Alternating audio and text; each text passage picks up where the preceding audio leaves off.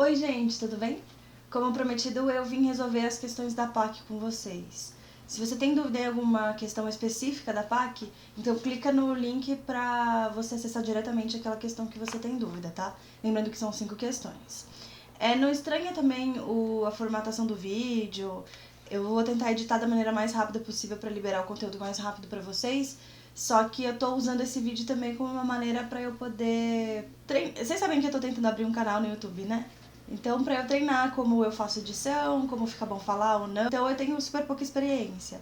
Se você tiver interesse também, paciência, quiser tentar me ajudar no final do vídeo, depois que você tirar todas as suas dúvidas, deixe seu comentário ou conversa comigo em sala de aula pra me dizer o que você achou do vídeo, se você tem alguma dica, alguma sugestão, crítica, etc. Sei lá, de posicionamento, de áudio, não tá bom, qualidade da imagem, iluminação, sei lá. Se vocês quiserem, é lógico, vai me ajudar muito, tá? Isso tá parecendo aquelas mensagens de final de vídeo de youtuber que começa a pedir like, né? Vai ajudar no meu canal e tal. Mas enfim, uma hora eu chego lá. Eu tô com a PAC aqui, eu vou tentar colocar as questões aí pra vocês. Vou resolver uma a uma, mas de novo, clica direto na questão que você quiser, tá? Primeira questão da PAC, que eu não sei qual é a numeração que vocês tinham na prova, tá? Mas a primeira de física é aquela que tem as figuras geométricas, que eu disse que ia cair com figura geométrica, né? Ela é da UERN e diz o seguinte: os pontos P, Q, R e S são equidistantes das cargas localizadas nos vértices de cada figura a seguir. Então a gente tem aí 2 triângulos e 2 quadradinhos. Sobre os campos elétricos resultantes, é correto afirmar que, aí ele quer que a gente diga em quais pontos, P, Q, R e ou S, o campo resultante é nulo. Para isso, então, a gente vai ter que desenhar os vetores campo elétrico no ponto central, devido às cargas geradoras que estão em torno desse ponto central, dos pontos P, Q, R e S, tá bom? Seria bacana a gente conseguir desenhar o campo elétrico devido a cada uma das cargas dessa figura geométrica e tentar fazer a soma vetorial, por desenho mesmo, né, uma soma gráfica, e ver em quais casos essa soma é zero. Então vamos olhar cada figura com calma. A primeira figura é um triângulo equilátero, então, e a gente tem 3 cargas elétricas negativas. Vamos lembrar que as cargas negativas, elas têm um campo elétrico que vai para dentro da carga, certo? Então, as linhas de campo apontam para dentro da carga.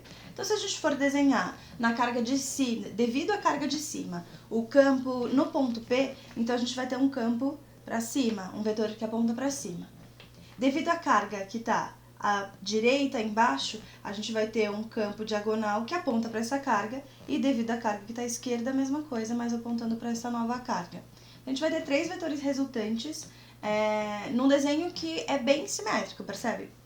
Para a gente ver se esse campo resultante, né, a soma desses 3 campos aí é zero, então a gente tem algumas possibilidades. A primeira delas, que é a que eu acho mais simples, é a regra do polígono, que você tem que redesenhar esses vetores tentando formar uma figura fechada. Se você conseguir formar uma figura fechada com esses 3 vetores, então o campo resultante é nulo. Se a figura que você forma, né, na hora de somar, lembra? Primeira série, pontinha com pontinha, etc., e sobrar um espaço entre o primeiro e último vetor que você desenhou, então a soma não é nula.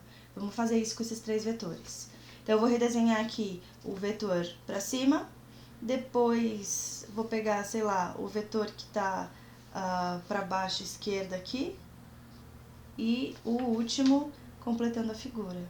É lógico que a gente não tem régua aqui, mas dá para ter uma boa ideia, né? O que a gente forma, no final das contas, é outro triângulo equilátero. Já que o triângulo formado pelas cargas é equilátero, o outro triângulo formado pelos campos elétricos também vai ser equilátero. E como é uma figura fechada, então o campo resultante é nulo. Outra opção que a gente tem é decompor os vetores aqui. A gente tem 2 vetores diagonais e um vertical. Vamos manter o que está na vertical como vertical e tentar decompor os 2 vetores que estão inclinadinhos para baixo nas componentes horizontal e vertical. Então, eu vou pegar primeiro o vetor aqui da direita. Quando eu for decompô-lo, eu vou ter algo parecido com isso aqui. E o da esquerda, a mesma coisa, certo? Bom, por simetria da figura, a gente vai perceber que esses 2 vetorzinhos, essas 2 componentes que estão verticais para baixo, somadas, elas têm o mesmo tamanho que o vetor que está apontando para cima. Então, o que está para cima anula o de baixo, o que está para a esquerda anula o da direita. É lógico, de novo, que a gente não tem régua para fazer isso, não tem as medidas corretas. Mas, se você perceber a simetria da figura, fica fácil perceber que você tem essa anulação, tá certo? Vamos para a segunda figura, então. Ela é muito parecida com a primeira, só que agora são cargas positivas ao invés de ser negativas. E aí o que a gente tem que lembrar é que o campo das cargas positivas aponta para fora dessas cargas, né? Essas linhas de campo apontam sempre para fora. Então o desenho vai ser muito parecido, olha só. Devido à carga que está lá em cima, a gente vai ter um campo que aponta para baixo. A carga da direita, um campo diagonal que aponta para a esquerda, e a outra mesma coisa, simetricamente aqui para o outro lado. A gente vai ter a mesma configuração. Então, a gente já sabe que também no ponto Q, o campo resultante vai ser nulo, certo? Então, a gente já sabe que P e Q terão campos resultantes nulos. Então, a gente fica só entre as alternativas B e D de dado. Então, a gente vai para o ponto R agora. Vamos desenhar primeiro o campo resultante à carga positiva de cima. Linha de campo de carga positiva sai da carga. Então, a gente vai ter um campo diagonal que aponta para baixo.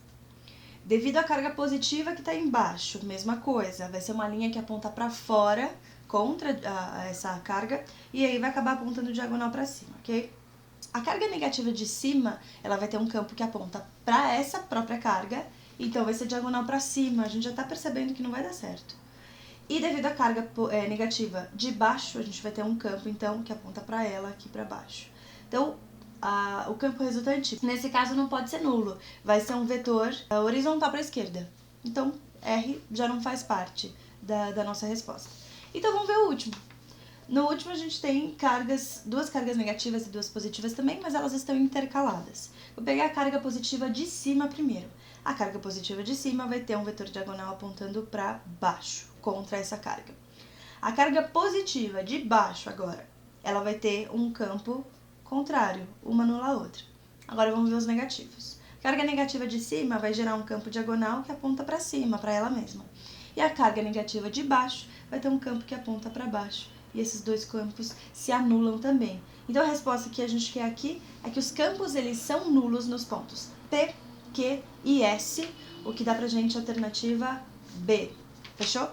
Vamos pro próximo.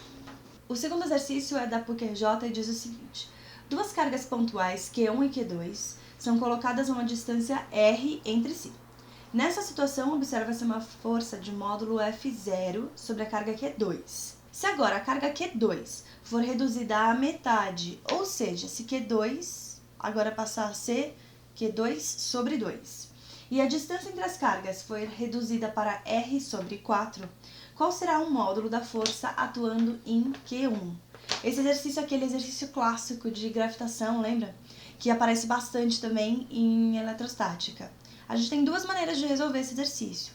Óbvio que podem existir mais, mas são as duas mais comuns. Então vamos fazer o primeiro método primeiro. A equação do primeiro caso vai ser F0, que seria a força inicial, ele está chamando de F0, é igual a K, Q1, Q2 sobre R ao quadrado.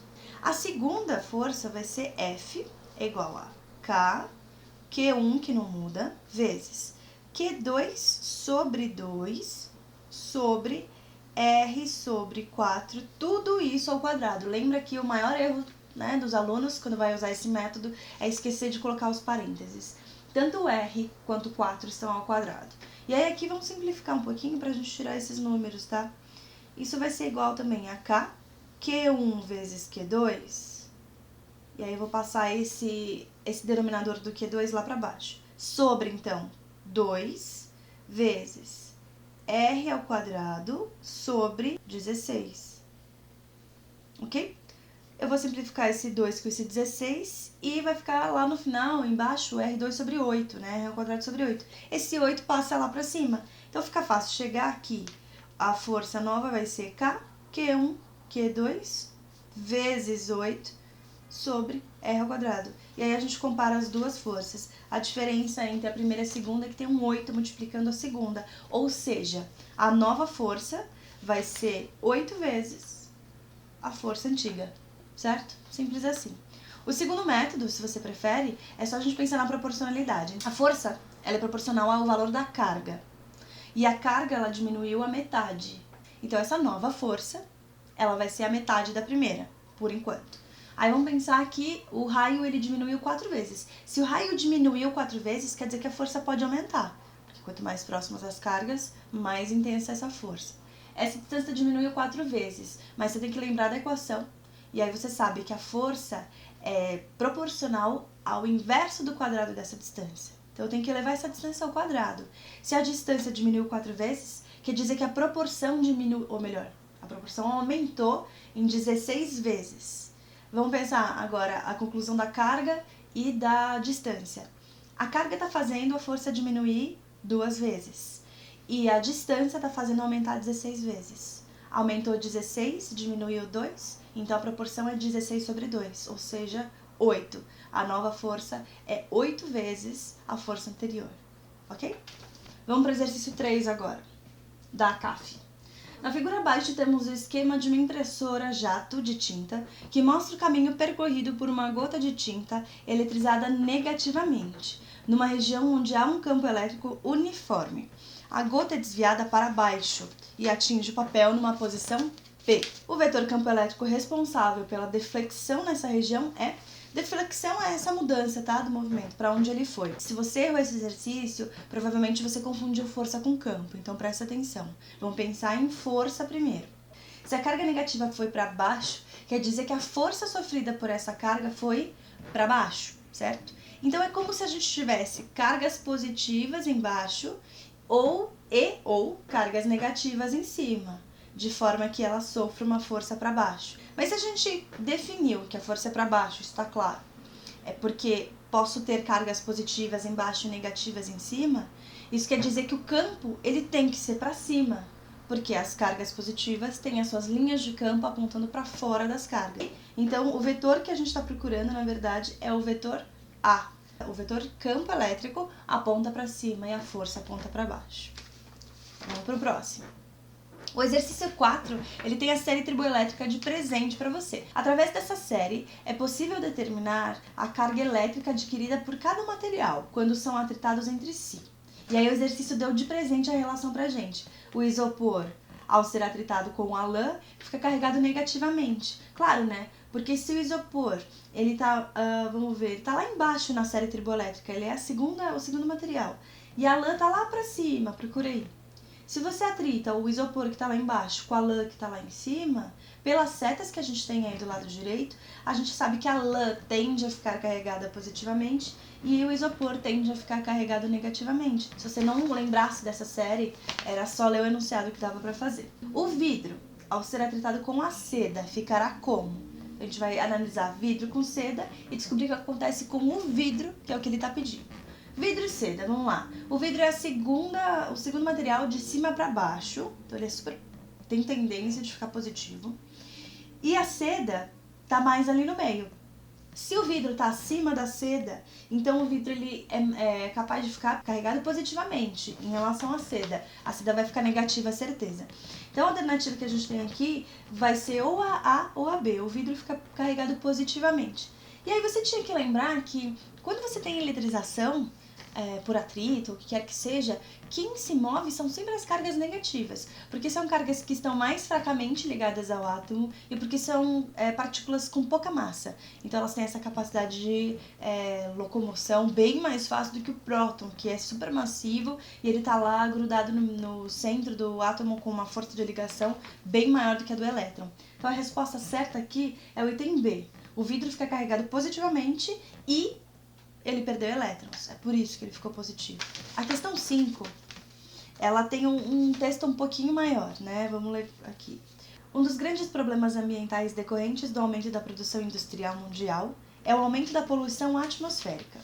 A fumaça, resultante da queima de combustíveis fósseis, como carvão ou óleo, carrega partículas sólidas quase microscópicas, contendo, por exemplo, carbono, grande causador de dificuldades respiratórias.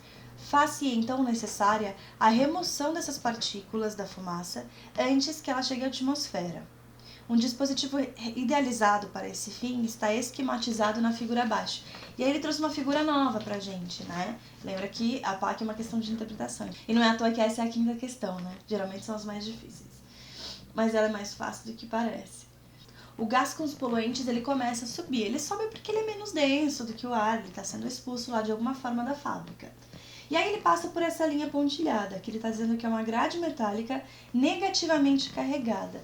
Se esse material particulado vai passar pela grade metálica que está carregada, essas partículas vão encostar nessa grade e por contato vão ganhar carga. E a gente sabe que essas partículas vão ganhar cargas positivas, a gente estudou isso, eletrização por contato. Então passou ali pela grade, eletrizou negativamente, desculpa, que a grade tem carga negativa, e ele fala ali, ó, no 1, que é uma informação que está mais à esquerda, né? Poluentes adquirem carga negativa, então não precisava nem dessa interpretação de contato, mas estão lá as cargas negativas. E aí, essas cargas elas vão subindo. Só que no 2, e ele até colocou os números pra gente ver qual que é o passo a passo, né? No 2 ele fala que os poluentes são atraídos pelos coletores positivamente carregados. A poluição que sobe negativa gruda nessa carga, nessas placas positivas, e aí depois esse material particulado ele cai nos coletores, tá? Essa é a parte 3. Coletores são sacudidos para remover os poluentes, então eles caem ali. A fumaça poluída, ao passar pela grade metálica negativamente carregada, é ionizada e posteriormente atraída pelas placas coletoras positivamente carregadas. O ar emergente fica até 99% livre de poluentes. A filtragem do ar idealizada nesse dispositivo é um processo fundamentalmente baseado na... Então, olha lá, ele só quer saber qual é o princípio que permite que as cargas negativas sejam atraídas pelas positivas, tá? É simples assim. Isso aí tem a ver com a eletricidade estática, né? A gente tem cargas positivas paradas ali no espaço, esperando as negativas serem atraídas. Lembra quando eu falei pra vocês, por exemplo, do tubo de raios catódicos, que é a televisão de tubo? Se você deixa ela ligada por um tempo e desliga a TV, ela fica com com as cargas presas ali na tela. E eu chamei isso de eletricidade estática, lembram? E aí atrair os nossos cabelos, o pelinho do braço, coisa do tipo. É a mesma coisa que está acontecendo aqui. Né? O cabelo seria a poluição, a carga negativa sendo atraída pela placa que está aí, que seria a televisão, né? A própria tela da TV. Então, pessoal, essa foi a correção da PAC, essas foram as questões que estavam lá para vocês. Era uma prova bastante tranquila, não tinha conta para fazer. Se você não entendeu alguma questão, não deixa de conversar comigo, vocês têm o meu contato, né? Pode vir falar comigo, tá bom? E, de novo, se você tiver alguma sugestão para dar, se ficou muito ruim ou não, me avisa, tá bom? E é isso, até a próxima. Vou tentar fazer um vídeo pra vocês agora sobre a resolução da questão do triângulo, lembra que eu falei que era boa pra estudar pro ciclo, tá bom? Até daqui a pouco. Vamos pro exercício...